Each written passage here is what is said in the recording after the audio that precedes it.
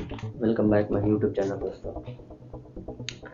सन 1990 में जो एक जगह एकदम बंजर थी, सिर्फ धूल मिट्टी, गर्मी, यहाँ तक कि पानी भी नहीं था। चारों तरफ सिर्फ रेगिस्तान। वो आज की डेट में वो जगह ऐसी बन गई है जो दुनिया भर के शहरों को पीछे छोड़ दिया। जिस जगह पे पानी की इतनी किल्लत थी, वो जगह में आज की डेट में per year 1.28 million imperial gallon पानी बड़े आराम से प्रोवाइड किया जाता है। और बड़े बड़े फाउंटेन और कनाल आज की डेट में बहुत तेज़ी से बन रहे हैं। और जहाँ पे रेत थी वहाँ आज वर्ल्ड क्लास रोड, सबसे ऊंची बिल्डिंग, सबसे बड़ा होटल, सबसे बड़ा ऊंचा रेस्टोरेंट और सबसे ऊंची लिफ्ट। और ये कहा जाता है कि शोए यानी रेत के ऊपर नॉर्मल बिल्डिंग तक बनाना मुश्किल है। इन्होंने यहाँ पे दुनिया की सबसे ऊंची बिल्डिंग बना दी। पुलिस यहाँ पे लैम्बोर्गिनी और फरारी जैसे सुपर कारों से चलती है। आप अभी तक समझ गए होंगे कि दुनिया के सबसे अमीर शहर दुबई की बात कर रहा हूँ। और आपको लग रहा होगा कि इसके पास ऑयल होंगे, ऑयल के भंडार होंगे, इसलिए सब मुमकिन कर पा रहा है। तो देखिए, ऐसा नहीं है। इनकी जीडीपी का हिस्सा सिर्फ 1% ही ऑयल से आता है। और सबसे बड़ा क्वेश्चन ये है कि ये हुआ कैसे, और ये ऐसी क्या दिक्कत आ रही बाकी के शहरों को या देशों को जो वो नहीं कर पा रहे और ये बड़े आराम से कर ले रहे हैं। तो इनके पीछे एक बहुत बड़ी इंटरेस्टिंग स्टोरी है। तो ये डिस्कस करने से पहले ये देखते हैं कि ये दुबई है कहाँ पर। Dubai. Welcome to Dubai. The city is now a global business hub and luxury tourist destination. Dubai, there is the tallest building in the world, the largest airport and shopping center, the most luxurious hotel, and the police patrol the city with sports cars. So how did the Emirates and Dubai in particular get so rich? Because I know Dubai is not Spanish and Dubai is that. Of course it is Dubai. आप India से waste की तरफ जाएंगे यानी पश्चिम की तरफ, तो आपको मिलेगा यूएई यानी यूनाइटेड अरब एमिरेट्स। एक्चुअली 7 अलग अलग किंगडम के राजाओं ने मिलकर डिसाइड किया कि एक कंट्री बनाया जाए और जिसका नाम पड़ा यूएई। और ये है 7 किंगडम। देखिए, कई बार सिटीज़ और किंगडम में कंफ्यूज हो जाता है, क्योंकि किंगडम और सिटीज़ के जो नाम है सब एक पड़े हुए हैं। जैसे ये दुबई किंगडम है, इसको एमरेस्ट ऑफ दुबई कहा जाता है। और इस एमरेस्ट ऑफ दुबई के अंदर एक सिटी है, सिटी ऑफ दुबई। सेम ऐसे ही है एमरेस्ट ऑफ अबू धाबी, और उसके अंदर एक सिटी है अबू धाबी। जिस तरह हर कंट्री के प्रेसिडेंट और प्राइम मिनिस्टर होते हैं, वैसे ही यूएई के भी होते हैं। लेकिन कौन प्रेसिडेंट या प्राइम मिनिस्टर बनेगा, ये डिसाइड एक अलग तरीके से होता है। और ये 7 किंगडम मिलके ये डिसाइड कर लिया कि जो अबू धाबी का राजा होगा वो हमेशा प्रेसिडेंट रहेगा, और जो दुबई का राजा होगा वो हमेशा प्राइम मिनिस्टर रहेगा। इसलिए आप यूएई में देखोगे जो पावर है वो अबू धाबी और दुबई के बीच कंसंट्रेटेड रहती है। यही एक रीज़न है जो यूएई में एक तरफ आप ऐसी पिक्चर देखते हो और सेम कंट्री में एक तरफ आप ऐसी पिक्चर देखते हो। देखिए, दुबई आज जो भी है उसका रीज़न क्या रहा है, उसको समझने के लिए हमको थोड़ा पीछे जाना पड़ेगा। सन 1820 की बात करें तो आज जो है यहाँ पे उस पर्टिकुलर टाइम में वहाँ कुछ भी नहीं था। वहाँ के किंग सब अपने अपने एरिया को रूल करते थे और उस एरिया को शेखडम कहा जाता था। आज जहाँ पर दुबई है वहाँ तब मछुआरों का एक गांव कहा जाता था, और वो अबू धाबी के सल्तनत में आता था। सन 1833 में शेख मखदूम ने इसको अबू धाबी से अलग करके एक अलग किंगडम बनाया था। इसी को दुबई का फाउंडर कहा जाता है। अभी भी जो रूलर है दुबई के, वो इसी के खानदान से है। उसके कुछ टाइम बाद 1853 में जो ब्रिटिशर्स जो पूरा वर्ल्ड पे राज कर रहे थे, वो लंदन से मुंबई जाने के लिए वो ये एरिया यूज करते थे। लेकिन मुश्किल ये थी कि यहाँ से निकलते हुए अंग्रेज़ों के साथ लूट होती थी। इसके लिए ये जो एरिया है शेखडम, ये अबू धाबी जो है, ये जो एरिया है शेखडम अबू धाबी का, वो उससे बात की और उससे एक ट्रू एग्रीमेंट साइन की। इन्होंने फिर उससे सिक्योरिटी की बात की ताकि आगे चल के उसको कोई दिक्कत ना हो। उसके बाद से फिर ये एरिया का नाम एकदम से चेंज होके टूरिस्टल स्टेट रख दिया गया और दुबई भी ट्रू स्टेट में गिना जाने लगा। आगे चल के जब रशिया और फ्रांस का इस एरिया में इन्वॉल्वमेंट होने लगा तो इस टूरिस्टल स्टेट को ब्रिटिशर्स के आर्मी ने सिक्योरिटी दी और ये टूरिस्टल स्टेट का पूरा फॉरेन अफेयर ब्रिटिशर्स ने देखने लगे। ब्रिटिशर्स ने यहाँ पर कोई डेवलपमेंट नहीं किया, इसलिए यहाँ पे ब्रिटिशर्स के लिए सिर्फ एक क्रॉसिंग पॉइंट था और ऊपर से यहाँ पर हर तरफ रेगिस्तान था, तो इसके लिए उसको कुछ ज़्यादा फायदा नहीं हुआ। अब देखिए इस टाइम पे जो दुबई का एरिया था वो फिशिंग से बढ़ के पल्प बिजनेस में बढ़ने लगा, लेकिन दुबई अभी भी एक गांव ही कहलाता था। दुबई की असली किस्मत तब चेंज हुई जब सन 1958 में दुबई के रूलर राशिद बिन सईद बने। इन्होंने फिर दुबई को एक गांव से चमकता शहर बना दिया। राशिद बिन सईद 1959 में ये यूरोप गए और वहाँ के इंफ्रास्ट्रक्चर से वो बहुत प्रभावित हुए। उन्होंने वहाँ से आते ही ये डिसाइड किया कि दुबई को एक ट्रेडिंग, ट्रांसपोर्ट, बिजनेस हब बनाएंगे जो दुबई ऑल ओवर वर्ल्ड में जाना जाए। देखिए दुबई एक पर्शियन गल्फ में है जो ईरान, इराक, कुवैत, सऊदी और कतर के बीच में आता है और साथ में ये रूट एशिया और अफ्रीका और यूरोप को बहुत अच्छे से कनेक्ट करता है। तो दुबई की जो स्ट्रैटेजिक लोकेशन थी बहुत अच्छी थी। इसी को ध्यान में रखते हुए शेख राशिद ने नेशनल ट्री यानी खाड़ी, यहाँ तो छोटे छोटे नाव आते थे लेकिन बड़े सिर्फ नहीं आ पाते थे, तो फिर शेख राशिद ने इस समुंदर को और गहरा करवाया और चौड़ा करवाया ताकि बड़े शिप भी आ सके, सिर्फ छोटी नाव तक ये सीमित ना रहे। इसके लिए इसके पास जितना भी पैसा था सब इसमें ही लगा दिया और लोन भी लिया। ये एक बड़ा रिस्क था और इसकी वजह से शेख राशिद को बहुत सुनना भी पड़ा। ये क्या कर रहे थे किसी को समझ में नहीं आ रहा था, लेकिन ये एक बहुत बड़ा सक्सेस निकला। इसकी वजह से दुबई में बड़े बड़े शिप आने लगे। इसके वजह से दुबई के आसपास का जो मार्केट था बहुत अच्छा चलने लगा। शेख राशिद यहाँ भी नहीं रुके, इन्होंने फिर एयरपोर्ट बनवाया, इंफ्रास्ट्रक्चर में बहुत ज़्यादा पैसा लगाया और जो भी पैसा आ रहा था वो सब इन्हीं सब चीज़ों में लगा रहे थे।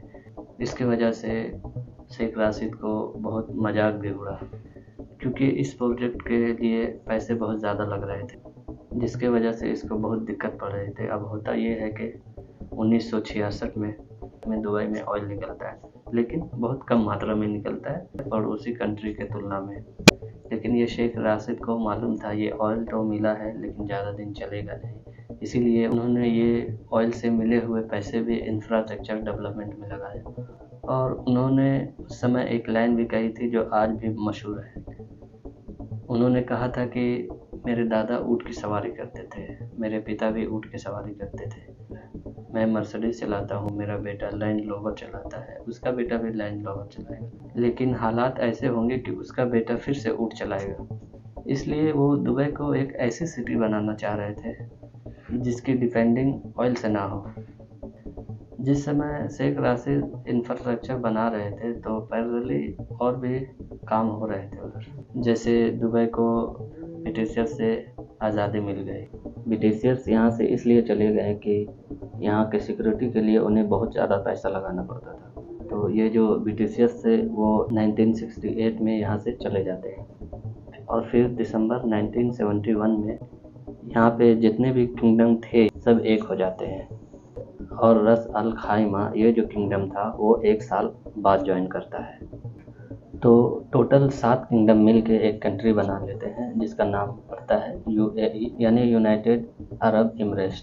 अब दुबई तो खुद में एक किंगडम था लेकिन as a country UAE represent करता था। जब भी कोई शिप एक जगह से दूसरी जगह जाते हैं तो फ्यूल फिलिंग के लिए, लोडिंग अनलोडिंग के लिए पोर्ट की ज़रूरत पड़ती है और दुबई एक ऐसी स्ट्रेटेजिक लोकेशन पे था, उस पर्टिकुलर एरिया से बहुत सारी शिप को आना जाना पड़ता था। शेख राशिद ने इस चीज़ की इम्पोर्टेंट को उसी पर्टिकुलर वक्त में समझ लिया था, इसीलिए उन्होंने पोर्ट राशिद बनवाया। इस पोर्ट की वजह से वहाँ शिप रुकने लगे और जब कोई शिप कहीं पे रुकता है तो उसके आसपास एरिया में कमर्शियल एक्टिविटी होती है।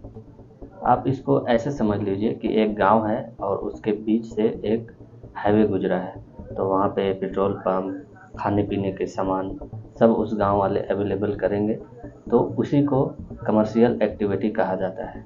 और सेम यही चीज़ पोर्ट के साथ हुई। पोर्ट राशिद 1972 में बनवाया गया था और इसी की सक्सेस को देख के 1979 को फिर से एक पोर्ट बनवाया गया, पोर्ट जबल अली। वैसे तो ये पोर्ट उस पर्टिकुलर टाइम पर बनवाया गया था, लेकिन आज भी मिडिल ईस्ट का सबसे बड़ा पोर्ट माना जाता है। जब ये सारी चीज़ दुबई में बनी रही थी तो शिप के रिपेयरिंग के लिए भी दुबई ने ड्राई डॉक बनवाया और ये सब सारी चीज़ें जब बनने लगी, फिर यहाँ से एमिरेट्स ऑफ दुबई चमकने लगा। बाकी के जितने भी गल्फ़ कंट्री थे उस तेल के पैसे से बड़े बड़े महल बना रही थी, लेकिन उस समय शेख राशिद की सोच एकदम सबसे अलग थी। उसके कुछ टाइम बाद ही एक ऐसी चीज़ की गई कि किसी ने वो एक्सपेक्ट नहीं किया। ऐसे टाइम पे जब सारे पोर्ट रेडी थे दुबई में, शिप आना जाना हो रहा था, उसमें वो पोर्ट में पैसे बढ़ाने के बजाय ये अनाउंसमेंट कर दी, दुबई का port Jebel Ali commercial free tax zone है। इस वजह से ये हुआ कि उस एरिया से कोई भी शिप गुजरेगी तो उसको टैक्स नहीं देना होगा। उस एरिया को टैक्स फ्री कर दिया गया, जैसे import duty, export duty, manufacturing tax सब माफ़ कर दिया गया। शेख राशिद का ये एक गेम चेंजर मोमेंट था।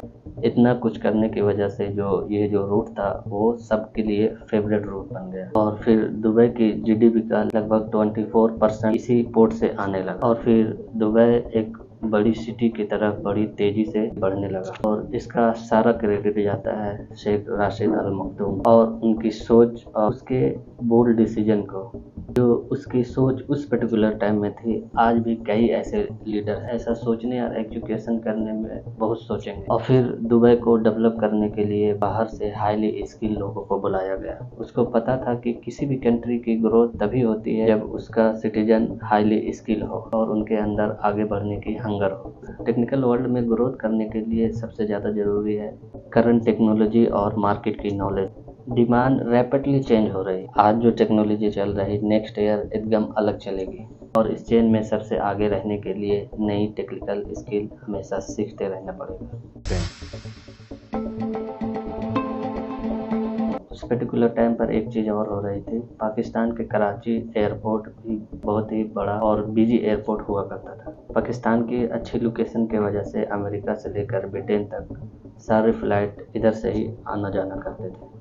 ये रूट सबके लिए बेस्ट था और इसी की वजह से पाकिस्तान एयरलाइन बहुत बड़ी बन गई। इस एयरलाइन बिजनेस को शेख राशिद दुबई के फेवर में डाइवर्ट करना चाहते थे, क्योंकि दुबई की भी लोकेशन बहुत अच्छी थी, जिसके लिए उन्होंने बहुत ट्राई भी किया और मल्टीपल रनवे वगैरह बनवाए। ये रनवे वगैरह बनाया, इससे ये एक फ़ायदा हुआ कि जितनी भी एयरलाइन थी, जैसे सिंगापुर एयरलाइन, एयर इंडिया या मलेशिया एयरलाइन, एशिया और यूरोप के बीच में जो चलने वाली फ्लाइट थी, ये एक रिफिलिंग पॉइंट बन गया था दुबई।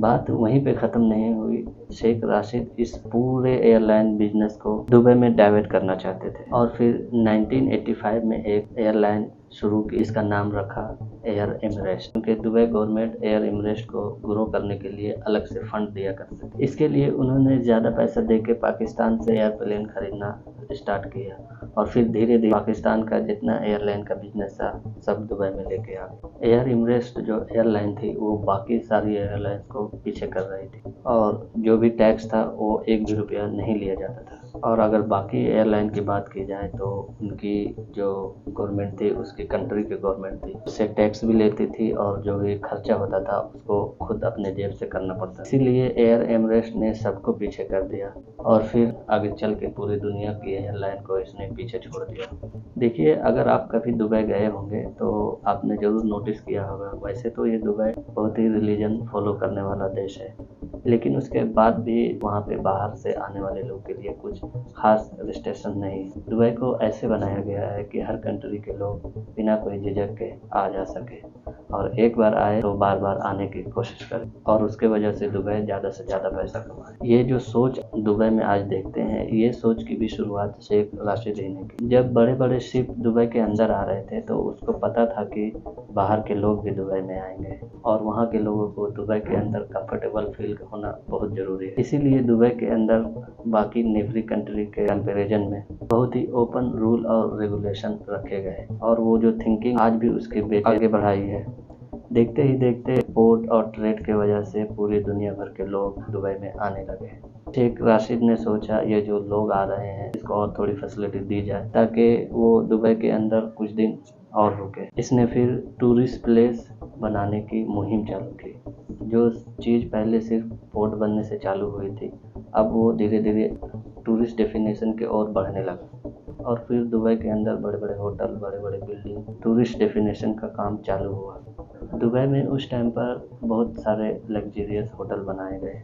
इसके साथ ही दुबई का होटल सेक्टर बहुत तेज़ी से मूव करने लगा। पहले जो दुबई उन लोगों से कमा रहा था जो शिप के थ्रू आ रहे थे, लेकिन फिर शेख राशिद ने 1990 में ट्राई किया कि टूरिज़्म के लिए पूरी दुनिया भर के लोग दुबई आए, लेकिन होटल वगैरह हर फैसिलिटी होने के बाद भी दुबई में बाहर के लोग आ नहीं रहे थे।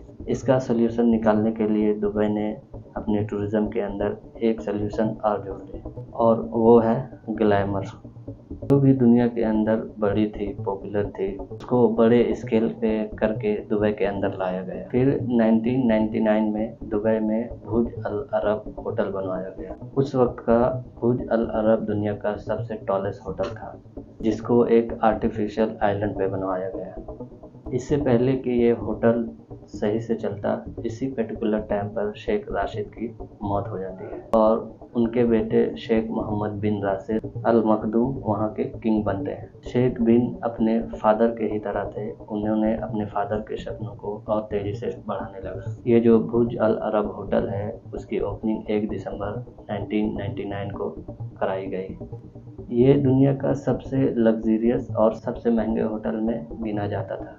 ये दुनिया का मात्र एक 7 स्टार होटल था उस पर्टिकुलर टाइम पर। इस होटल में गेस्ट के लिए एक प्राइवेट बीच था, इसका खुद का सेपरेट एक हेलीपैड था। इस तरह की बिल्डिंग की वजह से दुबई ने पूरी दुनिया भर का ध्यान अपनी तरफ खींचा। मोहम्मद बिन डैनियल बैरन से बहुत ज़्यादा इंस्पायर थे। डैनियल एक अमेरिकन आर्किटेक्ट थे। इन्होंने न्यू चिकागो का डिजाइन किया था। इसका मानना था कि किसी भी सिटी को दुनिया के अंदर में धाक जगानी हो तो मीडियोकर प्रोजेक्ट से उसका कोई सॉल्यूशन निकलने वाला नहीं। इससे उस सिटी को ना तो कोई पूछेगा, ना तो उसके ऊपर कोई ध्यान देगा और ना ही उसकी ग्रोथ होगी। इसलिए सिटी को अपने आप में सबसे आगे रखना है तो बड़े जैन प्रोजेक्ट को लाना पड़ेगा। इसी सोच के साथ दुनिया के अंदर जो हर चीज़ थी वो दुबई में बड़ा करके बनाया जा रहा। रेत यानी सॉइल पे एक कमरा बनाना मुश्किल होता है, वहाँ पे उन्होंने पूरी दुनिया भर के आर्किटेक्ट को बुला के बिल्डिंग की लाइन लगा दी। फिर समुंदर के अंदर मिट्टी भर के उसमें पूरी सिटी खड़ी कर दी। ये सिर्फ सपने में ही सोचा जा सकता था, लेकिन दुबई ने रेगिस्तान में मल्टीपल आइलैंड बनवाए। फिर जब ये सारी चीज़ें बन रही थी तो पानी की भी बहुत ज़्यादा ज़रूरत हुई। इसीलिए इसके लिए ऐसा मैनेजमेंट सिस्टम लाया गया जिससे समुद्र के पानी को ही पीने लायक बनाया जा सके और फिर ये जो पानी की भी प्रॉब्लम थी वो भी सॉल्व हो गई। इन्होंने पोर्ट को तो टैक्स फ्री किया ही था, साथ साथ पूरे कंट्री को भी टैक्स फ्री कर दिया। दुबई में बिजनेसमैन, इंडिविजुअल लोगों को टैक्स नहीं देना होता है। उन्होंने आम जनता बिजनेसमैन से टैक्स लेने की बजाय उसने ऑयल एक्सपोर्ट, टूरिज्म और ट्रेड का फंड यूज किया। इसकी वजह से पूरी दुनिया भर के जो रिच लोग थे उन्होंने अपने हेडक्वार्टर, बिजनेसेस सब दुबई में शिफ्ट कर दिए। अब देखिए टूरिज्म और बिजनेस की वजह से दुबई में बाहर से काफ़ी लोग आ चुके थे, लगभग 35 लाख लोग। लगभग 35 लाख के करीब दुबई में लोग रहते हैं, जिसमें इमराती परमानेंट सिटीजन सिर्फ 3 लाख ही है। अब भले ही दुबई में बाहर के लोग ज़्यादा रहते हों, लेकिन दुबई किसी बाहर वाले को सिटीजनशिप नहीं देता। जो दुबई के सिटीजन होते हैं वो अरबी ही होते हैं, जो 1925 से पहले दुबई में रहते होंगे या फिर उनके माता पिता इमराती होंगे। इमराती मतलब यूएई का सिटीजन। और इनके रूल के हिसाब से ऐसा नहीं है कि आप इमिराटी से शादी कर लेंगे तो उससे आपको सिटीजनशिप मिल जाएगी। वहाँ पे सिर्फ फीमेल को ही सिटीजनशिप मिल सकती है, वो भी शादी के 7 साल बाद और एक बच्चा होने के बाद। और अगर कोई फीमेल को बच्चा नहीं होता है तब उसको सिटीजनशिप मिलेगी, लेकिन 10 साल के बाद। और फिर मेल के लिए शादी से सिटीजनशिप लेने का ऑप्शन नहीं मिलता है। हाँ, लेकिन एक तरीका है जो बाहर के लोगों को भी सिटीजनशिप दुबई के अंदर मिलती है। जैसे कोई दुबई का बाहर का साइंटिस्ट, डॉक्टर या आर्टिस्ट है, या फिर जिसको इंटरनेशनल अवार्ड मिला हो, या फिर कोई बड़ा रेपुटेड मिनिस्टर हो जिसके ऊपर कोई क्रिमिनल केस ना हो, तो उस केस में दुबई सिटीजनशिप देता है बाहर वाले लोगों को। लेकिन फिर भी वोटिंग राइट उसके बाद भी नहीं मिलते हैं। दुबई के जो सिटीजनशिप है उसमें बहुत ज़्यादा फ़ायदे हैं, जैसे free education, free health care, housing allowance, cost of living allowance, ये सब चीज़ें मिलती है। ये एक तरह की मंथली इनकम होती है। और अगर आप प्राइवेट सेक्टर में जॉब करते हैं तो आपको 1,50,000 रुपये का मंथली टॉपअप भी दिया जाएगा।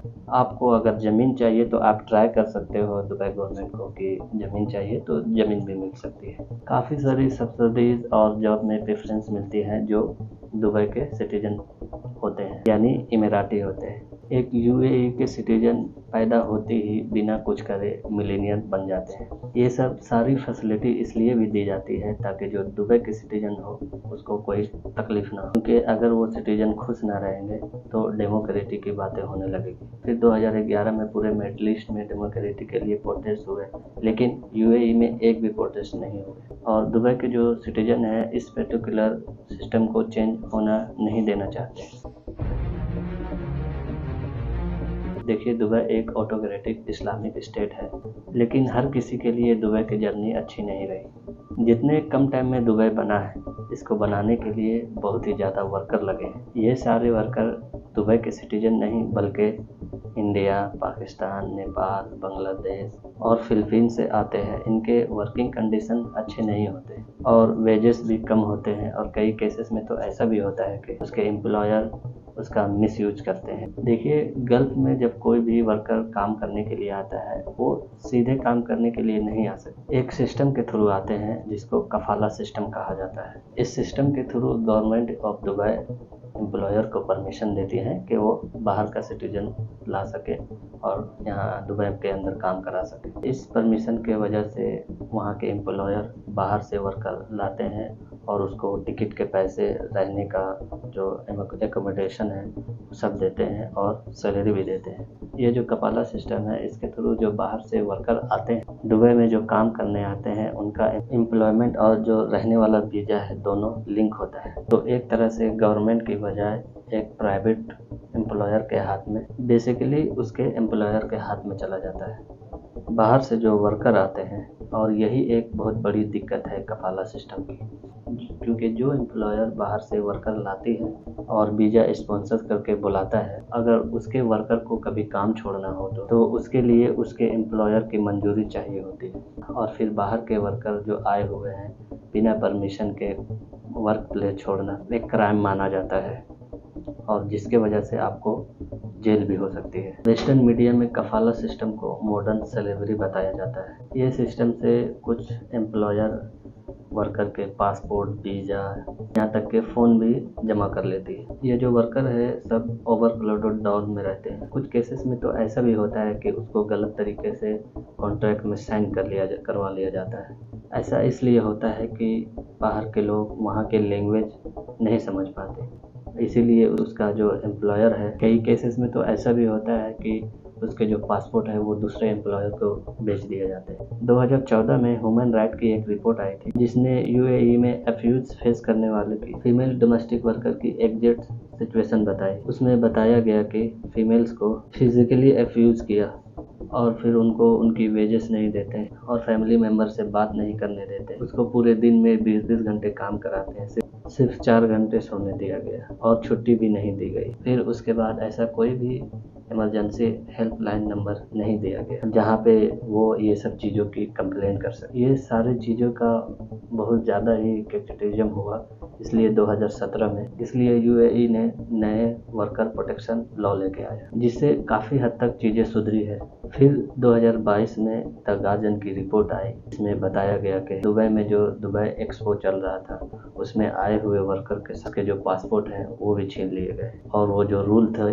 वो फॉलो नहीं किए गए, इसलिए फिर से क्वेश्चन उठने लगा। देखिए, मेल के लिए तो वहाँ रूल सही है, लेकिन फीमेल सिटीजन के लिए वहाँ अभी भी रूल बहुत स्ट्रिक्ट है। 2018 में शेख मोहम्मद बिन राशिद की इनकी बेटी प्रिंसेस लतीफ़ा दुबई से भाग के ओमान के जरिए गोवा पहुंच गई और उनको इंडियन कोस्ट गार्ड ने भी पकड़ लिया। तो फिर उन्होंने बताया कि वो अपने फादर से डर के भाग गई है, उनको पॉलिटिकल असाइलेंट चाहिए, लेकिन इंडियन स्पेशल फोर्स ने उनको प्राइवेट जेट से वापस दुबई भेज दिया। बाद में 2021 में उन्होंने फिर से सीक्रेटली एक वीडियो बनाया जिसमें ये रिकॉर्ड करके बताया कि उसके पिता ने उसको यूएई में बंधक बना करके रखा है और उनके जान को खतरा है। इसी तरह जून 2019 में हाया बिन हुसैन, जो दुबई के रूलर की वाइफ है, वो अपने 2 बच्चों के साथ लंदन भाग गई, उन्हें वहां शरण दी गई। और इसी तरह प्रिंसेस लतीफ़ा की सिस्टर प्रिंसेस शम्सा, उन्होंने भी जुलाई 2000 में वेकेशन मनाते हुए गायब हो गई और जाके लंदन में रहने लगी, लेकिन फिर कुछ दिन बाद उनको किडनैप करके प्राइवेट जेट से दुबई लाया और फिर 2020 में यूके के कोर्ट ने बताया कि उसकी किडनैपिंग जो है उसके फादर ने ही कराई थी। लेकिन दुबई तो दिखने में एक मॉडर्न सिटी बन गई है, लेकिन वहाँ अभी भी अथॉरिटेटिव और कंजर्वेटिव राज चलती है। दुबई ने कई सारे फंड में प्रोग्रेस की है, लेकिन अभी भी बहुत सारे फ्रंट है जिसमें अभी भी पीछे है और रेगिस्तान की रेत में एक बड़े मेट्रो प्रोजेक्ट में कन्वर्ट करना ये किसी चमत्कार से कम नहीं होता। गैस, ये इन्फॉर्मेशन आपको अगर अच्छी लगी है तो मुझे सपोर्ट करिए, मेरे इस चैनल को सब्सक्राइब करिए। Thank you for watching.